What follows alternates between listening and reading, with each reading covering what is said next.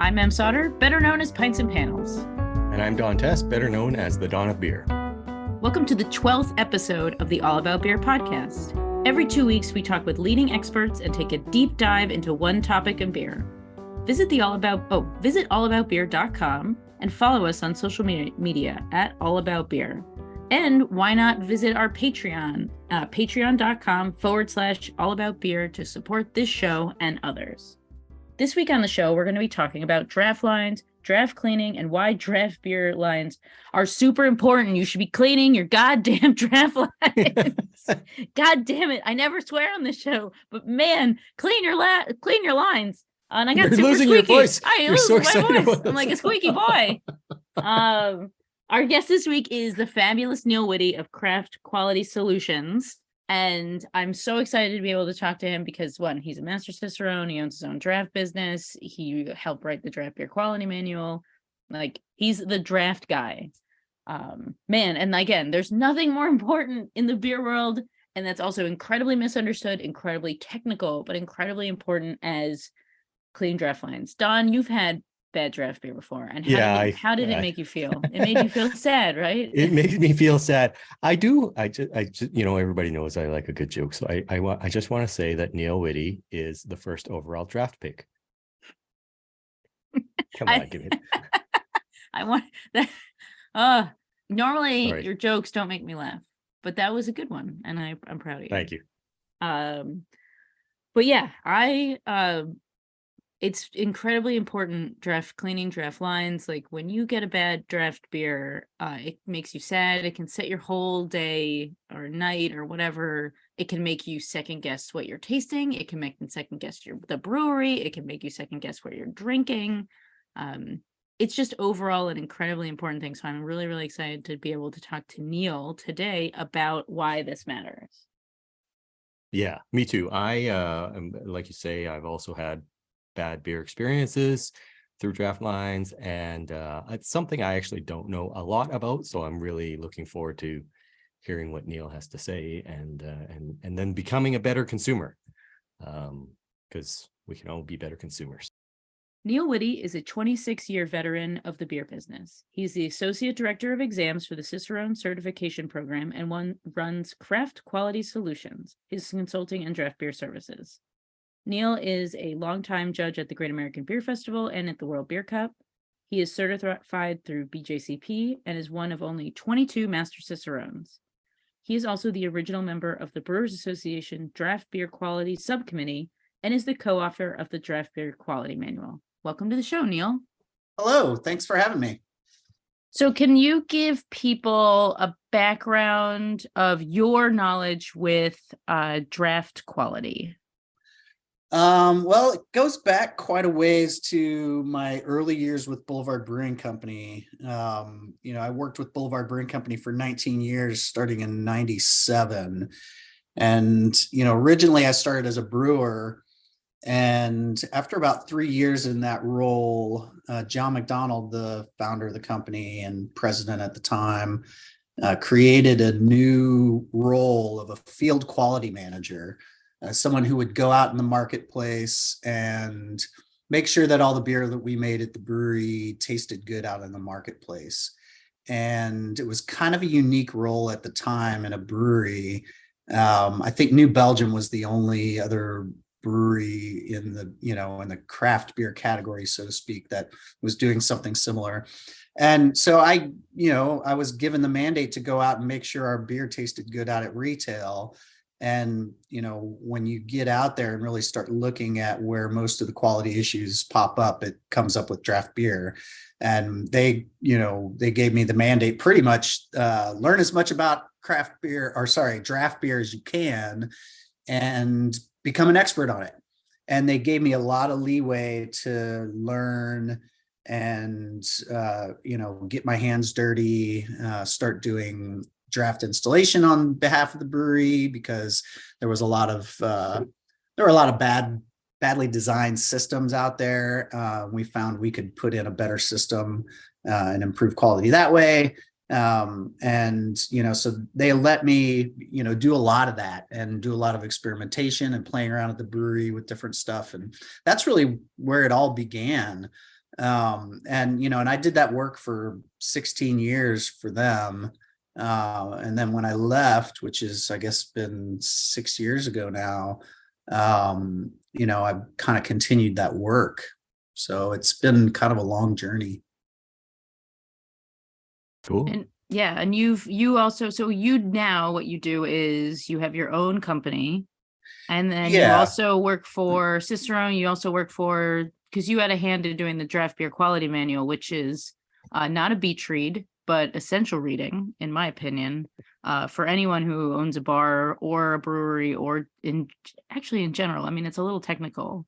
Yeah. But yeah, you got your, like, you're the, when I think of draft beer, I think of you, Neil, because you're the guy. Well, thank you. I appreciate it. Yeah, I mean, I've kind of built a lot of my career around my draft beer knowledge and expertise, and that's become a large part of what I'm known for in the business.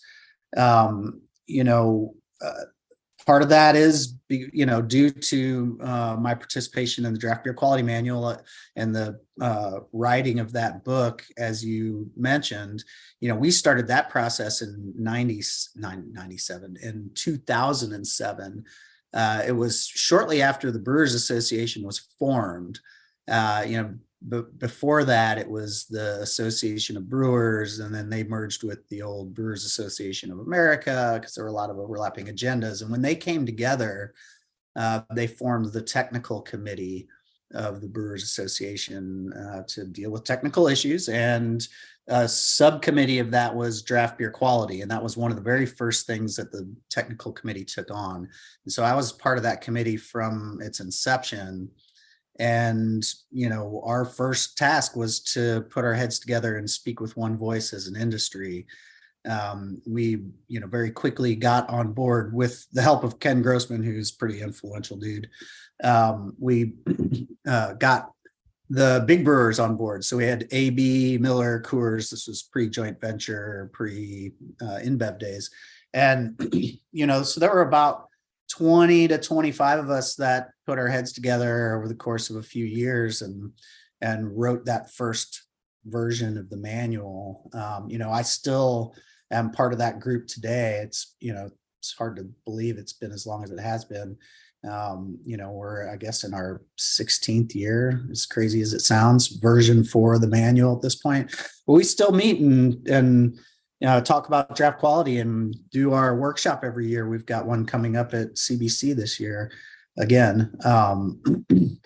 So yeah, I mean, that was a big part of, that played a big role in, me kind of getting my name out there as far as, being someone who's thought about in those terms, like you mentioned. And right now, like you say, I have my own business. It's called Craft Quality Solutions. I do all kinds of consulting work in the business around mainly around quality in the marketplace. Anything from doing detailed work with distributors to help improve their draft quality teams and improve their draft system maintenance. I do consulting with retailers on quality issues, front of house service, back of house design issues with systems. I do draft system installation. I have some pet accounts here in Kansas City where I live, where I actually do just some nitty gritty troubleshooting and stuff like that. It's kind of a catch-all business that deals with anything and everything, beer quality, draft beer quality. And that's in addition to the work I do with Cicerone certification program. I'm an exam manager and training manager for them. And a master Cicerone. Yes, and I'm a master Cicerone. I passed that exam in 2012. Which would make you what number, master Cicerone? Well, my certificate says I was the 6th one. Okay, cool. There are 22 of them now. Awesome. Congratulations. I don't want to deviate from our main topic, but I wanted to congratulate you because that is significant. So, well, thank you. It's been, it's been over 10 years now, but I appreciate the congratulations anyway. Yeah, it's been quite a while. it's been quite a journey with the whole Cicerone thing as well. You mentioned that, you install systems now, and that, and prior, when you got into this, there was, really bad system. Like, what makes a good system? Well, there are a few key areas where people can really screw up a draft system. When I first got into draft beer, one of the reasons that the field quality position was created at Boulevard in the early 2000s to begin with was that there was a huge proliferation of air compressors pushing draft beer as a means of gas dispense, which is, if you know anything about beer, oxygen is an enemy of beer. And the thought of pumping oxygen into a keg to dispense it is just absolutely horrifying.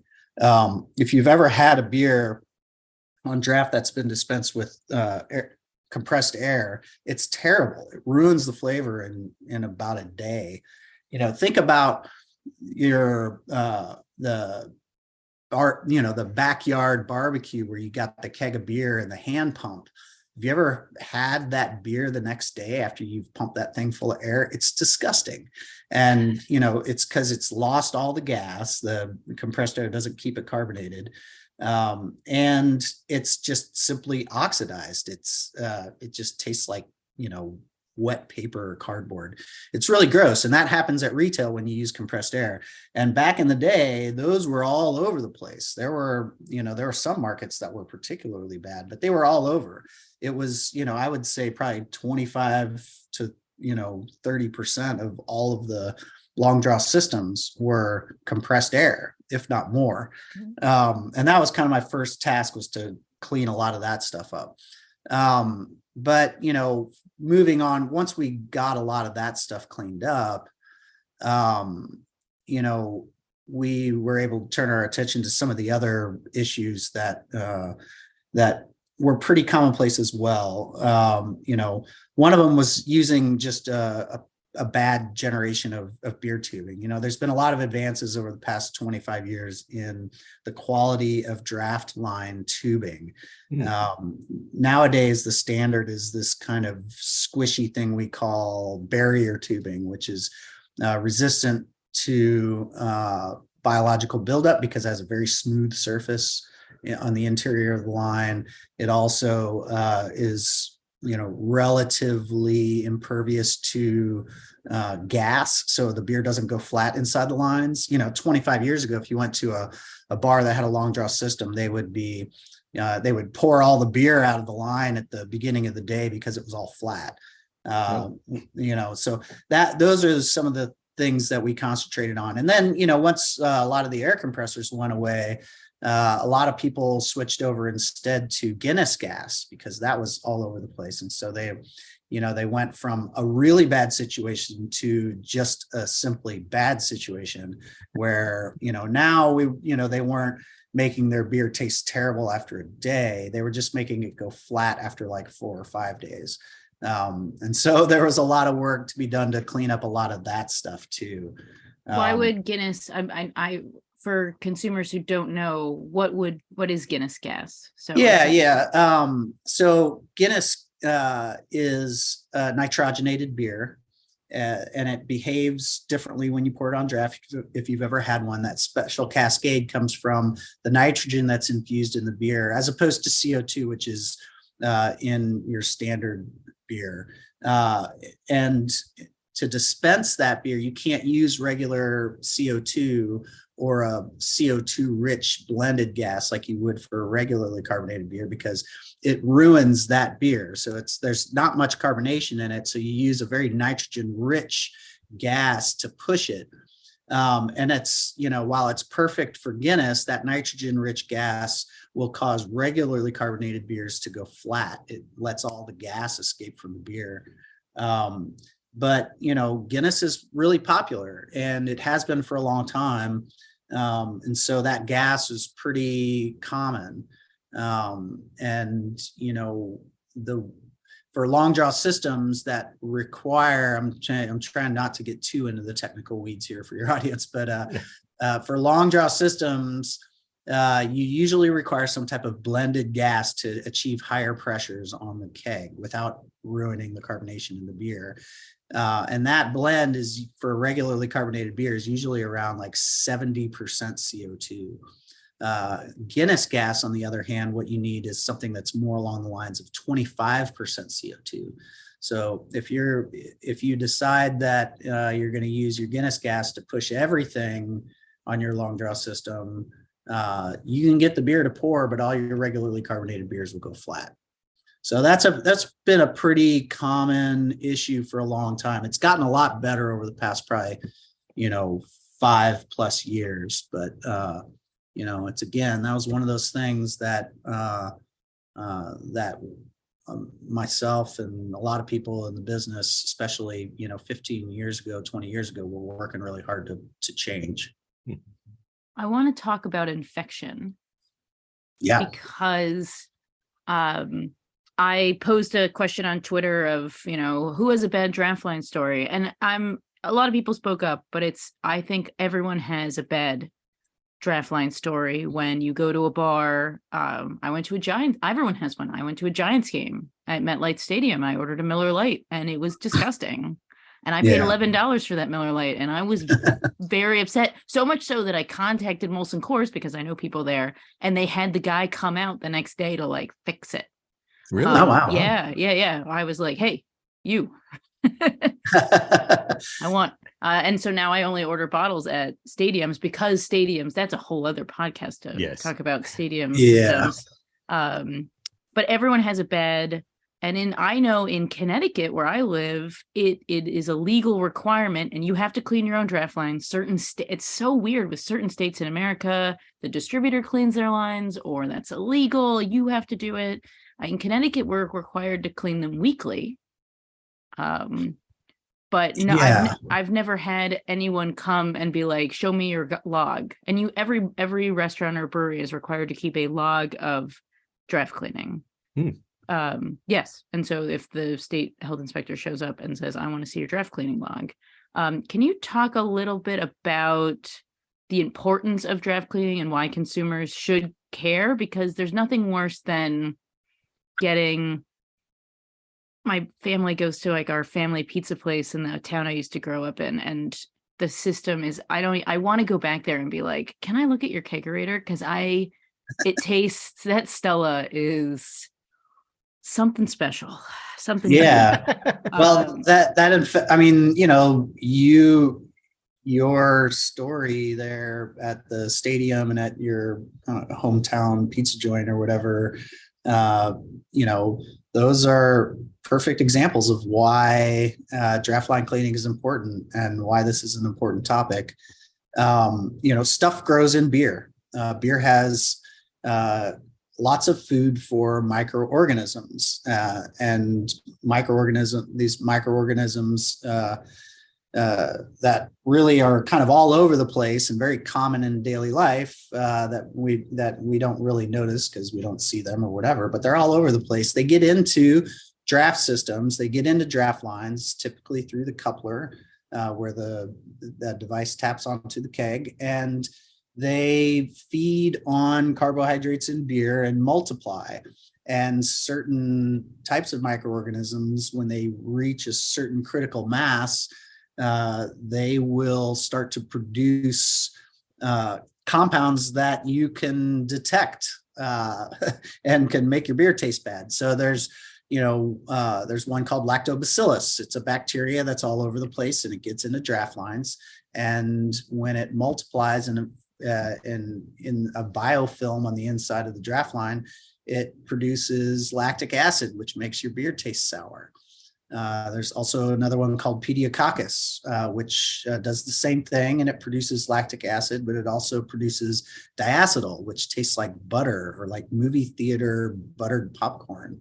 And those things are gross when you're tasting them in your draft beer. And so this is a natural thing. I don't want to scare anybody. This happens. It's a naturally occurring thing. There's nothing in beer. There's nothing that grows in beer in a draft line that's going to make you sick. it's just going to make your beer taste bad. And, these things are easily controlled by simply cleaning the draft lines. And that just involves flushing a chemical solution through the draft line every 2 weeks and flushing out that biofilm. And so if that line cleaning is being done regularly and the right way, then these issues will never pop up. But unfortunately, it doesn't always get done the right way. And, a lot of it is because it's a complicated system. Like you mentioned, different states have different laws about who can clean draft lines and who can't. In the majority of states, beer distributors have that responsibility, or they take on that responsibility. But there's about 15 states where it's illegal for distributors to clean draft lines. And so, it's considered inducement to purchase alcoholic beverages, which we all know is incredibly evil.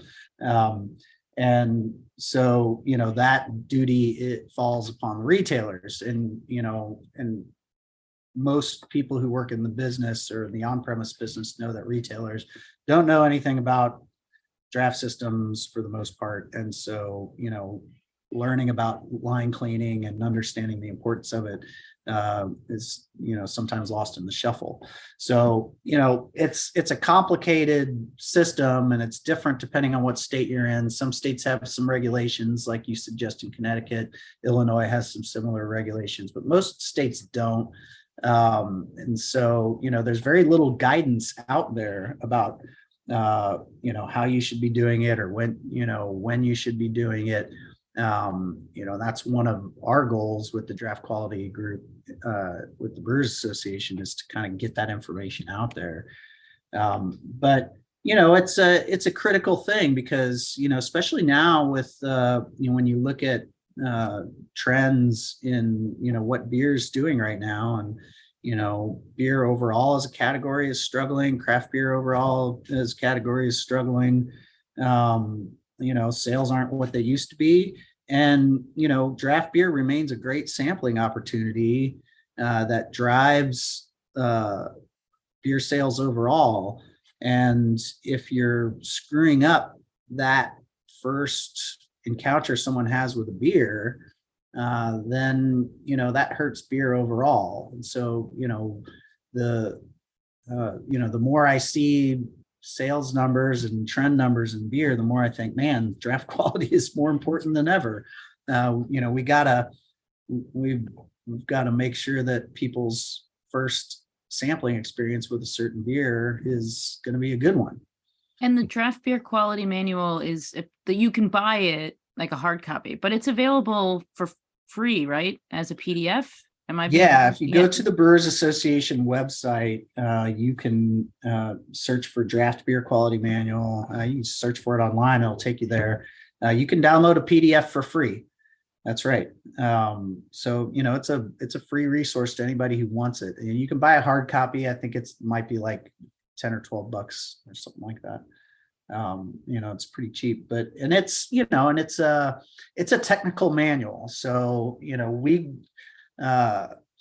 we go into basically everything that is important for maintaining the quality of beer at a bar, or restaurant, or brewery tap room.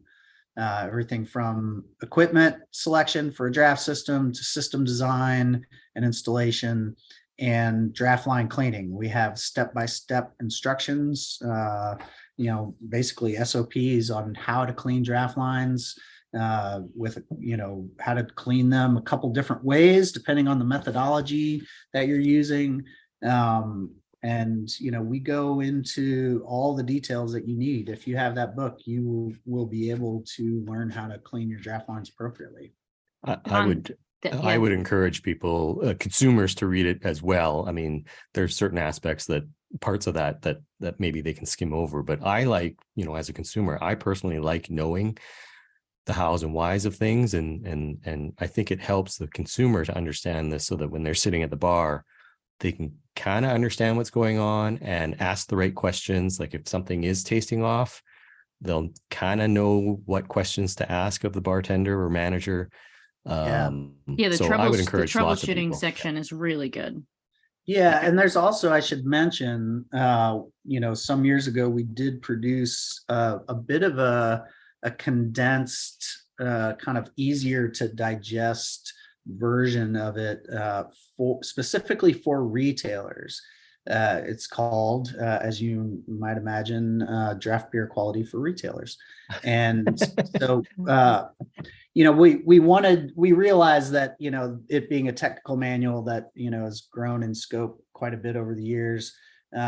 It's not the easiest thing for a retailer who oftentimes is too busy or is very busy and, maybe doesn't have time to sift through a whole manual like that. It was designed for them to be able to get to the topics that matter most to them. So, a lot of the line cleaning stuff is addressed in there in condensed form and is laid out in a way that's maybe easier to digest for somebody who, doesn't have all the time to sift through a highly technical manual. And So draft cleaning isn't that like might be that something. difficult. It can be with long draws when you get into dynamic cleaning and you have pumps and stuff. But Mhm. once you know that and how to work it, it's quite fun to watch someone actually clean the lines because it's very colorful when you have, because the caustic is blue, which we were talking about before the show, where it was a requirement to make it blue so you didn't poison someone. Like they did in, was it Vegas or Florida or Yeah, there's wherever? been several examples of several instances, unfortunately, of people accidentally drinking draft line cleaner that was left in a line. And it's a nasty chemical and it really messes people up. It, puts them in the hospital and, people have gotten injured pretty severely in the few instances where that's happened.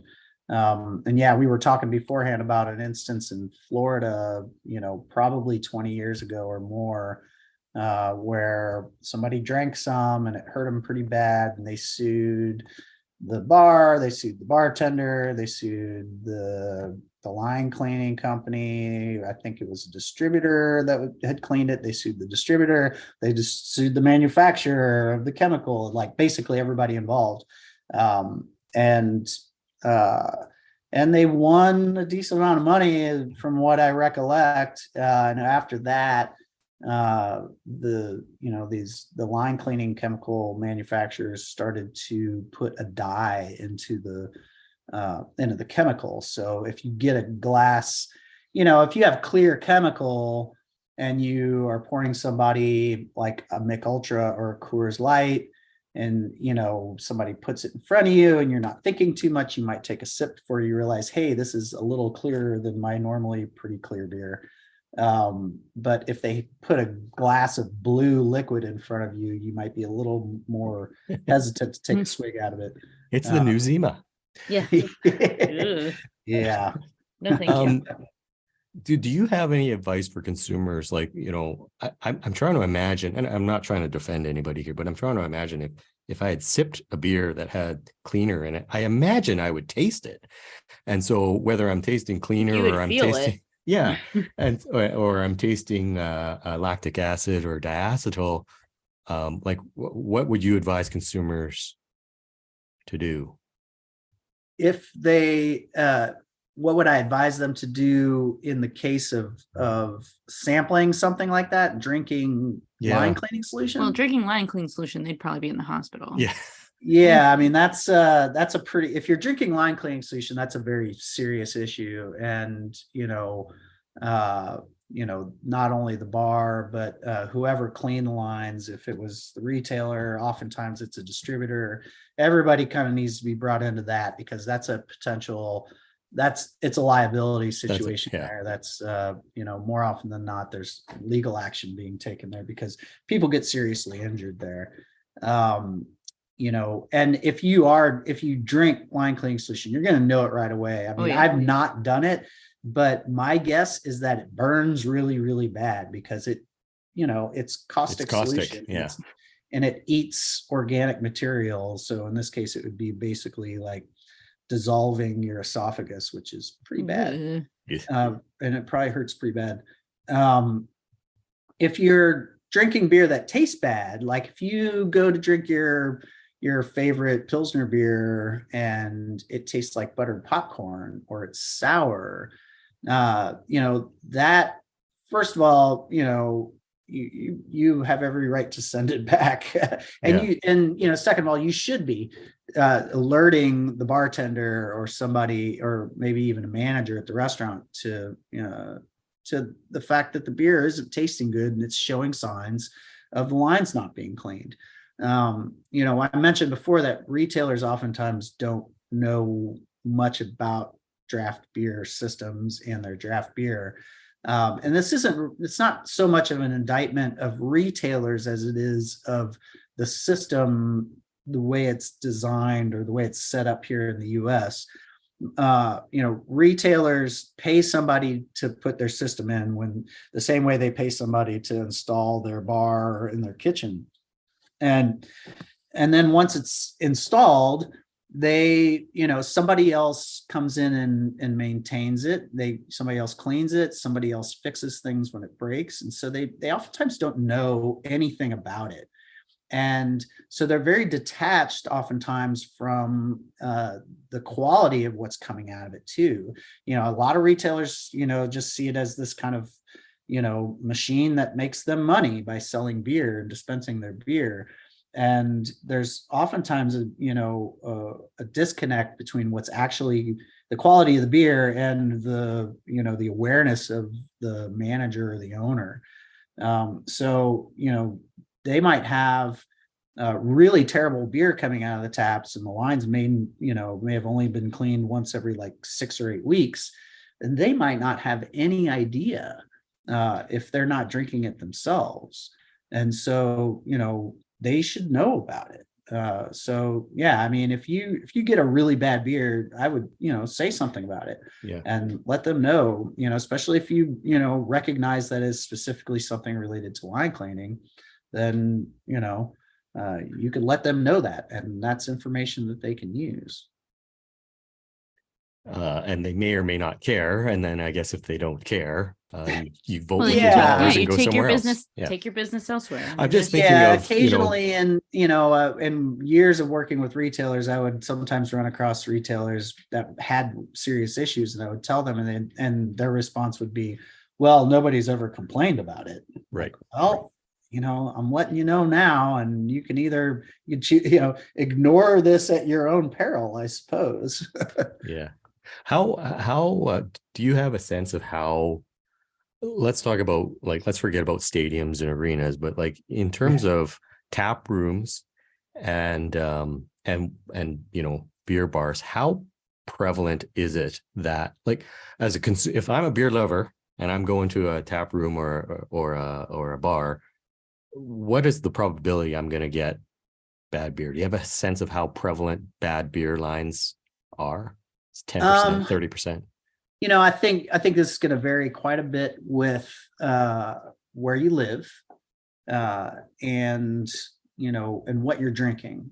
And I say that because of the varying laws, right? Some states, some states where distributors clean lines, you might be in a city where all the distributors do a really great job. Or you might be in a city where the distributors clean lines and 2 of the 4 big distributors do a good job and the other 2 don't, right? So that's going to depend on what you get. But, in my opinion, it's fairly prevalent that you're going to get some type of quality issue. And this is both line cleaning and system design issues and date code issues, because that's the other thing we didn't really mention is, beer being a perishable product. And as it gets older, it starts to show signs of age. You get the kind of sherry-like characteristics, papery, cardboardy, honey, rich caramel toffee characteristics in some beers. That's really common too. And so when you add all that up, I mean, I don't know if I'm in a position to put a percentage on that, but I encounter it quite a bit. Um, but at the same time, I mean, you know, for a long time, it was my job to go out and have beer at retail specifically to look for these things. Right. So, Do I you, may have a yeah. little bit of a skewed perception of it, but it's No, the reason pretty I asked the prevalent. question is I want consumers to feel comfortable that if I think a lot of people are like taking wine, for example. I think a lot of people are hesitant to send a bottle of wine back if they feel it's been, it's not quite right. And I want consumers to know that this actually is a problem. And if you're tasting something that doesn't taste right, send it back. Don't feel like, oh, it's probably fine. I probably don't know what I'm talking about. No, like you're probably right. It probably doesn't taste good. Send it back. Yeah, yeah. And chances are, if you're in a position where you're thinking about it, there's probably somebody else who's sent their beer back in within, the previous couple of days, if not sooner. You're Yeah. probably not the only one. Neil, do you have any like tips or tricks for consumers? So like one of mine is when I go to a bar and I've never been there before and I'm not sure about their draft system, I'll ask for a sample of like, even if I've had this like IPA a million times. I mean, the bartender doesn't know that. And so I can kind of sip before I'm like, oh, okay, it's clean. We can go in and order it. Do you Yeah. do something like that, or do you just kind of go all in, or do you have any other things that you do before you order beer? One of the things that I do is if I'm close to the taps and I can get a look at them, if you can see the faucets, there's some subtle but still pretty distinctive signs that the faucets haven't really been cleaned. So when you look at the faucet, the front side of the faucet or around the spout, or like at the base of the handle, like there's that little kind of round circle on the very front of the faucet. That's kind of the end of the plunger. There, you might see like dried beer around that, or like some kind of, gummy stuff, or even like some kind of moldy stuff around the faucet. Faucets that haven't been cleaned in a while oftentimes will have outward signs of, it'll just look dirty. Dried beer, maybe even some mold on it. So that's a pretty good sign. That's one of the things I'll look for. That's not a bad idea what you're saying, to get a little sample of it too, just to see. The first, that's one of the things that I would do if I was looking for issues of beer, is I would try and get the first beer of the day out of there. So what happens sometimes is the beer that's been sitting in the line overnight has been sitting in contact with all that biofilm and kind of absorbing all of those flavors that we discussed before. And so the first pour of the day on a dirty draft line is going to be full of all that, sour flavor or buttery or whatever it might be. And it oftentimes happens where you'll get it all in that first beer, but then the second beer that you pour has been in the keg and hasn't been in contact with the line as long, and may not exhibit it as strongly, and maybe not exhibit it at all unless it's been sitting in contact with the line for a little bit of time. So that first pour of the day can be really critical and really telling overall. Sounds disgusting. Yeah, it is. It is. Yeah, getting a sample to start can help out quite a bit.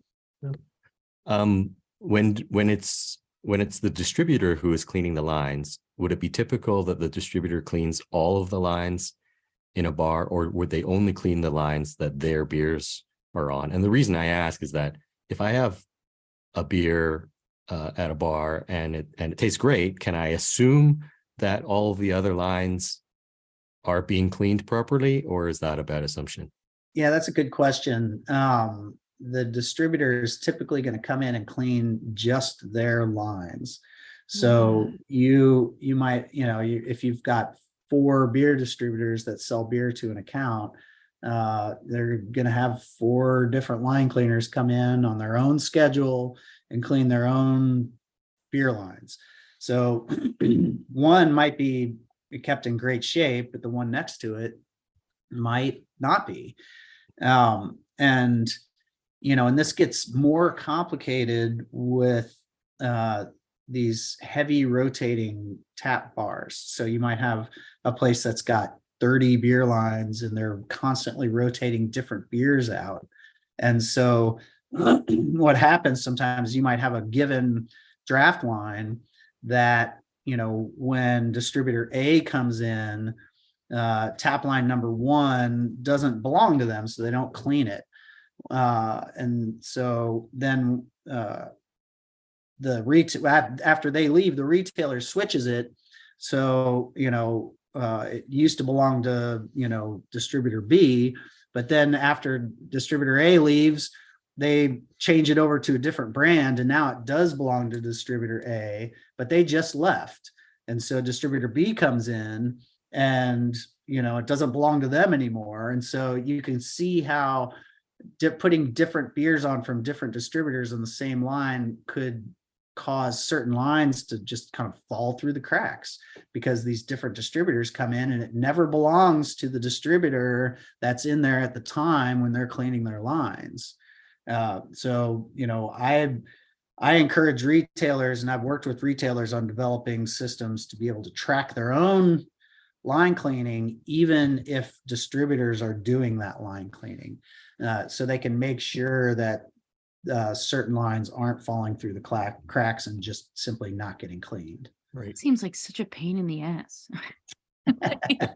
Yeah, a huge, or like a huge headache or like, I guess in Connecticut, distributors can't, it's illegal, because then you're beholden to, all right, I got to keep this distributor's beer on so they'll clean it. And I kind of see where in Connecticut it's your own, but then you're on your own and you got to find someone to clean it, or you have to have, when I lived in Oregon, I cleaned the lines at the bar I worked at every 2 weeks. It was part of my clock in. It took 2 hours. And that's great, because those are the bars where you're more likely to find the best quality, is where the retailer just takes it on themselves.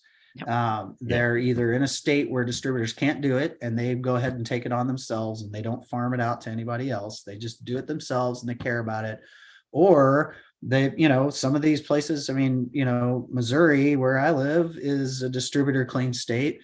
Distributors clean the lines around here, but there's a handful of bars and restaurants that don't like the unreliability of it, and they have purchased the equipment on their own and they clean their own draft lines. They're invested in their system. They're aware of what's happening with it. They know how to fix simple issues with it. They clean their own lines, and their beer is, that's a place where I'd be willing to go drink draft beer. Yeah. There was I can't remember, maybe it was you who told me, there is a bar that they actually have a sign at the bar. It says, "We last cleaned our lines on such and such a date." Oh, I think there's a bar near my house that does that. Yeah. And it's really, you're like, oh, because it also is customer facing, and because like, who thinks about, if you're a casual beer drinker, I would never think about draft cleaning, I guess, until I had a beer that was bad, or I would have a beer and I would blame the brewery. Right. Yeah. I had when I lived in Oregon, our New Belgium rep that would come in had like a cleaning tool, and he would jam it in the faucet and swirl the faucet around. And if it came back with any material, that you can't sell our beer. Yep. And for all of Oregon. And so you always knew when you were getting a New Belgium product at any bar in Oregon that it was going to taste good. And it was a great thing that the sales rep did. Like he was, making sure that the beer was good. And it always was. Every time I had a New Belgium, it was always excellent. Yeah. Yeah. They've always done a great job with draft beer quality. They continue to have a very robust draft quality department. Matt Meadows has headed that up for many years, and he's a friend and colleague of mine. They do a fantastic job, and they've always held their distributors to a higher standard than just about anybody else. And that's, that tool sticking up in there is really, it was probably just a bar napkin. I think it was a straw. It was just a Yeah, plastic yeah, straw. you can use a little stir straw as well. And that's just, one step in a basic cleanliness audit of a system.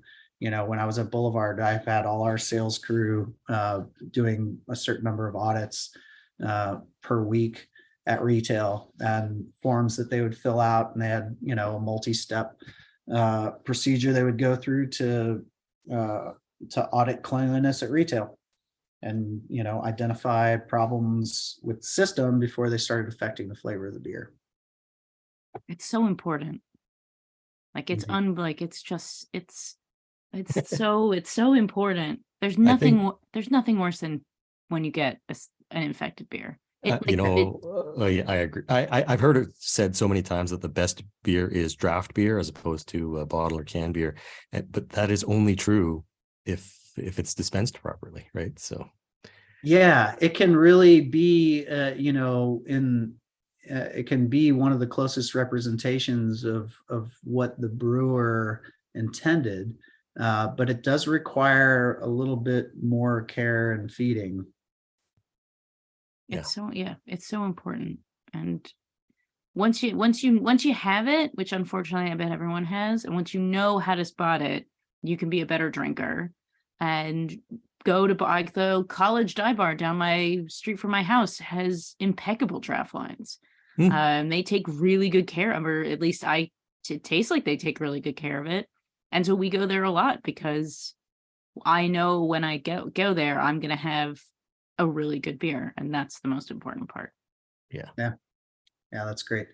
Yeah, I'm the same way. I've got places where I know that I'm okay drinking draft beer, and there's other places where I'm probably gonna order bottles. Not gonna do it. If I see the majority of the bar, if I go to a bar and the majority of people are drinking bottles, I go, don't drink the draft lines, you will regret it.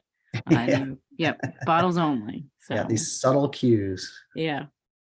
Yeah. Well, Neil, thank you so much. Do you have anything else to add? How can people reach you if they want to get a hold of you to say, hey, put in my new fancy draft system, or hey, I got a draft question for you?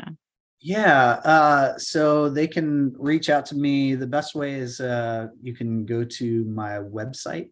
It's sellgreatbeer.com. That's SELLGREATBEER. Sellgreatbeer.com. It's got information about my business and consulting and the draft system installation. I would refer you to my social media, but my favorite medium got taken over by a terrible person, so I pretty much abandoned it. So I'm not really super present on social media right now. Or you can email me at that same address, Neil, Neil, at sellgreatbeer.com. Nice. Don, Awesome. Did you have any more questions for Neil? Nope. I learned a lot. I enjoyed this quite a bit. So thank you, Neil. It's super important. Thanks for all you do, Neil, because the Draft Beer Quality Manual and making sure people are drinking great beer, you do it really well. So thank you. I appreciate it. Not all heroes wear capes. Yeah. Thanks, guys. This has been fun. All right. Thanks, Neil. Mm-hmm. Cheers. So, Don, what did you learn today about draft beer? Do you feel like you're a better consumer? I feel like I'm a better consumer. I'm always hesitant to send beer back. I think I'm going to I want to be better at that. I'm not. I liked the tip about looking at the faucets. That's something really super good. Super. I didn't even think about that. Yeah. And then, me, I'm an Uber geek. I liked learning that where does that diacetyl flavor come from? It's from Pediococcus. So I did not know that. So how about you, Em? What'd you like about that? I just really enjoy listening to Neil geek out a little. I also really enjoy talking about what people can do about getting bad beer, sending it back. It's really fascinating to discover how much distributors play a role in draft cleaning. I don't have that in my state. Every state that I've lived in, I've always cleaned the draft lines at places I've worked. And it's something that I've always taken a lot of pride in. But for the majority of people, it seems incredibly difficult to rely. I would be very frustrated to have to rely on a distributor for certain lines, and then what about, other line? Like, that's the fact that they only clean their lines. And with the amount of things changing all the time, what if they clean a line and then for 6 weeks or so, no one cleans that line because it's got something else on it, or you keep switching and you're just not thinking about it. I mean, it can be a real detriment to your business. As Neil was describing that, I was thinking, well, why doesn't the bar just take that on themselves? And then you said, well, you used to do it and it takes you 2 hours. I didn't realize it was that intensive. So for draft cleaning, you can do dynamic cleaning, which is hooking up to an electric pump and then you let it flow. Yeah, you have to take everything apart. You have to individually scrub every faucet. You have to soak everything in solution. I worked in a bar that only had 18 taps, so we used a static cleaning, which is it's a pot where you kind of push everything in and then let it sit and soak. It doesn't constantly move, and it has to sit for at least 20 minutes in the solution, and then you have to flush everything with water, and then at the end you have to make sure that the pH is 7, so it's neutral like water, and then you have to hook everything back up, and then certain times you have to take apart all the coupler. I mean, it's incredibly involved. I would get to the bar before we'd open and spend my whole morning there cleaning, and it was I took it very seriously. And so if you're if you don't think that it's an important part of your job, that's 3 you're in the hours. wrong job. So it's something that's incredibly important. And I actually really enjoyed it because I like getting my hands dirty and, making sure everything, you have a set list and there's chemicals. It's fun, but it is a lot of work. And then making sure you put everything back and there's tools. I mean, it's a hassle, but it's a needed hassle that should be done and needed to be done. So a lot of places will hire draft cleaning companies to clean the lines for people.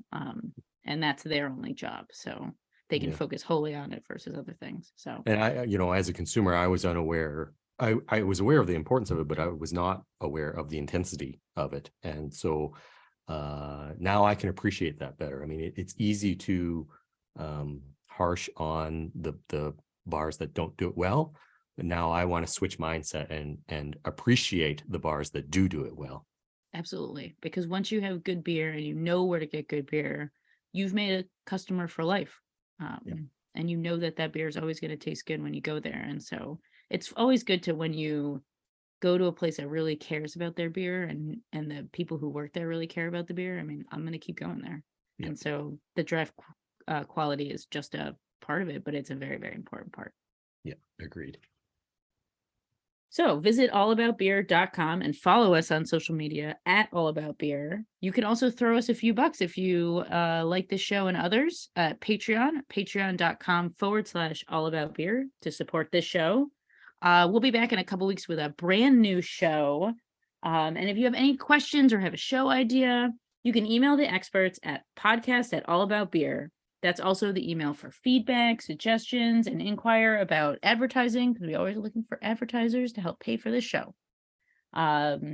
Before we go, Don, how can they reach you?